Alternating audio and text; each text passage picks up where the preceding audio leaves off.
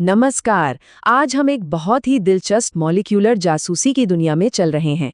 हम ये पता लगाएंगे कि कैसे केमिस्ट छोटे से छोटे सुरागों का इस्तेमाल करके एक मॉलिक्यूल की खुफिया बनावट का पर्दाफाश करते हैं। सोचिए, केमिस्ट्री में सबसे बड़ी चुनौतियों में से एक क्या है? वो है किसी अनजान कंपाउंड का सटीक स्ट्रक्चर पता लगाना। ये एक बहुत बड़े रहस्य जैसा है। और इसी रहस्य को सुलझाने के लिए केमिस्ट्स के पास एक बहुत ही पावरफुल जासूसी टूल है, न्यूक्लियर मैग्नेटिक रेजोनेंस, या जिसे हम NMR स्पेक्ट्रोस्कोपी कहते हैं।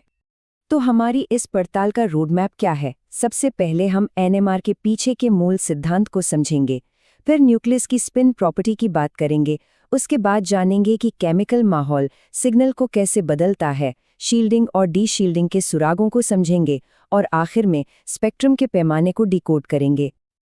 ठीक है, तो चलिए शुरू करते हैं। सबसे पहले इस नाम को ही तोड़कर समझते हैं, न्यूक्लियर मैग्नेटिक रेजोनेंस। आखिर इसका मतलब क्या है? अगर बिल्कुल सीधे शब्दों में कहें तो ये एक ऐसी तकनीक है जिसमें हम मैग्नेट्स और रेडियो तरंगों का इस्तेमाल करके कुछ खास एटॉमिक न्यूक्लियस को कह सकते हैं कि रेजोनेंट कराते हैं या एक घंटी की तरह बजाते हैं। अब ये काम कैसे करता है, ये बहुत दिलचस्प है। सोचिए एक झूले के बारे में। अगर झूले को ठीक सही समय पर धक्का दिया जाए तो वो और ऊंचा जाता है ना? बस यही रेजोनेंस है। सबसे ज्यादा एनर्जी ट्रांसफर करने के लिए ठीक सही समय पर उसे पुश करना। तो चलिए अब आगे बढ़ते हैं और ये देखते हैं कि एक मॉलिक्यूल के कौन-कौन से हिस्से हैं जिनका पता NMR असल में लगा सकता है। यहाँ एक सवाल उठता है, क्या NMR हर न्यूक्लियस को देख सकता है? ऐसा नहीं है। तो फिर वो कौन सी खास प्रॉपर्टी है जिसकी हमें तलाश है? देखिए, इसका जवाब एक क्वांटम प्रॉपर्टी में छिपा है जिसे स्पिन कहते हैं।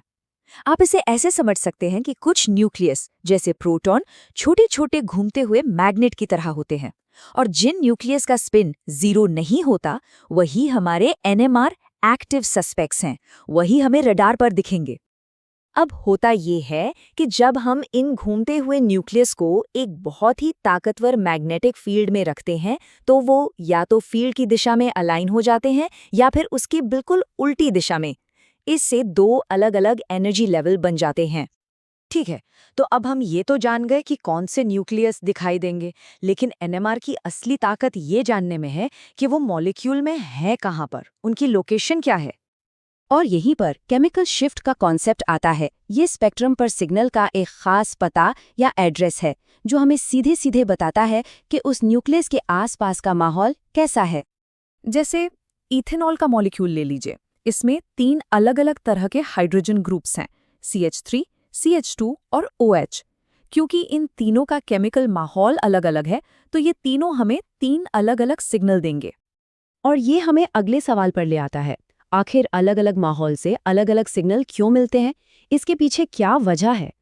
तो देखिए, इसका पूरा खेल न्यूक्लियस के चारों ओर मौजूद इलेक्ट्रॉन्स का है।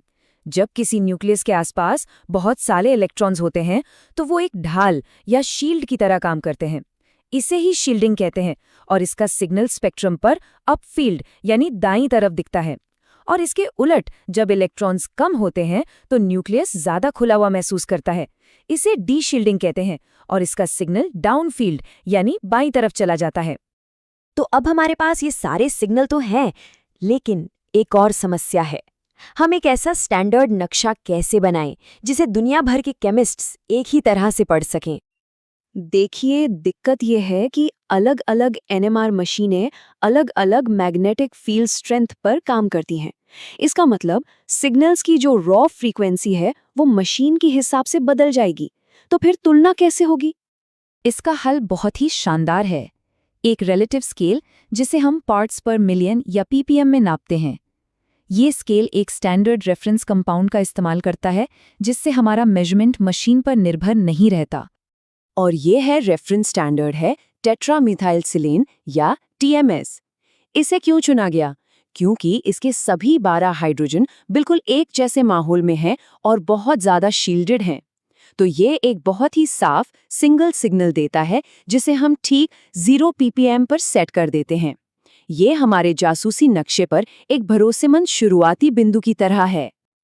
अब इस स्केल के साथ हम बड़ी आसानी से फंक्शनल ग्रुप्स की पहचान कर सकते हैं। जैसे अगर कोई सिग्नल 9 और 10 ppm के बीच में आता है, तो ये एक बहुत बड़ा सुराग है कि मॉलिक्यूल में कहीं एक एल्डिहाइड हाइड्रोजन मौजूद है। तो चलिए, इस आणविक जासूसी कहानी में हमने जो भी सुराग खोजे हैं उन्हें एक बार फिर से देख लेते हैं। तो हमने देखा कि कैसे न्यूक्लियर स्पिन, केमिकल माहौल, शील्डिंग और एक स्टैंडर्ड स्केल, ये सब मिलकर हमें एक मॉलिक्यूल का पूरा नक्शा बनाने में मदद करते हैं। ये सारे सुराग मिलकर ही हमें अणु की असली पहचान तक पहुंचाते हैं। लेकिन सिग्नल की ये पोजीशन तो कहानी की बस शुरुआत है। ये बुनियाद हमें और भी गहरे सवाल पूछने का मौका देती है, जैसे कि ये सिग्नल हमें और क्या-क्या बता सकते हैं।